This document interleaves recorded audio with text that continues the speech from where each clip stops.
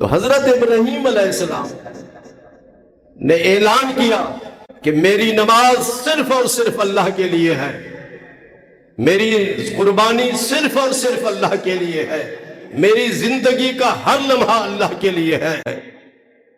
जब हम अपने आप पर इस किस्म के नजरिए को मुसल्लत कर लेते हैं, इस नजरिए को अपना लेते हैं कि हमारी हर चीज रब के लिए है, हमारा हर अमल रब के लिए, हमारा रब हम पे राजी हो जाए, रब हम पे खुश हो जाए, तो फिर उसका मकाम क्या होता है? उस आदमी का मकाम क्या होता है? उसका उठना अल्लाह के लिए, उसका बैठना अल्लाह के लिए, उसका देखना अल्लाह के लिए, उसका चलना अल्लाह के लिए, उसका फिरना अल्लाह के लिए, उसका बोलना अल्लाह के लिए, उसका पीना अल्लाह के लिए।